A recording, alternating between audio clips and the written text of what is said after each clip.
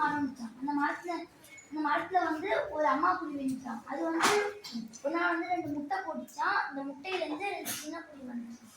ஒரு நாள் என்னாச்சு, செமையா இடி இடிச்சு மழை பெய்யும்போது அம்மா புலி அதில் உட்காந்துருக்கும் போது 2 குட்டி குருவி மரம் விட்டு வேரோட சாஞ்சிச்சான். அப்போ அம்மா புலி அதில் உட்காந்துருக்கும் போது 2 குட்டி குருவியும் வெளியே தள்ளி விட்டுச்சு.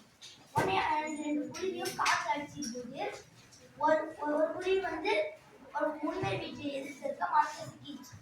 இன்னொரு குருவி வந்து ஒரு புகைக்கு முன்னாடி ஓடுது. முனிவெடுத்து கிளி வந்து முனிவெடுக்கிட்டாலும் அந்த புகைக்கு முன்னாடி ஓடுது. புகைக்குள்ளார ஒரு சில இது வந்தாங்க. அவங்க அதை எடுத்துக்கிட்டாங்க. ஒரு கொஞ்ச நாள் கழிச்சு அந்த பக்கமும் ஒரு ராஜா வரும்போது அவர் ரொம்ப களைப்பாந்துச்சு, ரொம்ப வெயிலாடு. அதனால வந்து மரத்துக்கு வந்து உட்காந்துலாம்.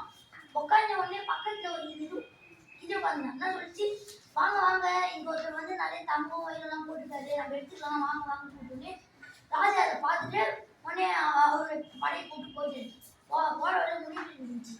அங்க உட்காந்து அங்க வந்தாரு. அங்க வந்தோடனே அங்க ஒரு கிளி இருந்துச்சு. அது என்ன சொல்லிச்சுன்னா, வாங்க வாங்க, முன்னாடி வெளியே போயிருக்காரு, வந்துருவாரு, தண்ணி குடிங்க, அவர் வந்தோடனே சாப்பாடு போட சொல்றேன் அப்படி சொல்லிச்சோம்.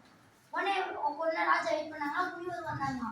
வந்த உடனே ராஜா முனிவர் கேட்டாங்க, இதே மாதிரி ஒரு கிளியை நான் அங்க பார்த்தேன், அதனால சொல்லிச்சுன்னா அது திருட்டு குட்டி இருந்துச்சு.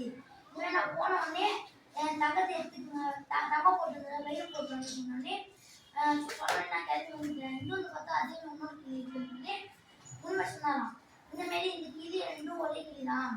ஆச்சு, அந்த கிளி வந்து என் கூட இருந்துச்சு, நான் நல்லது தந்தேன், அதனால அது நல்லா சொல்லிடுது. அந்த கிளி வந்து சிங்கக்குள்ள சேர்ந்துச்சு, அதனால அதுல வந்து நில விட்டு இருந்துச்சு.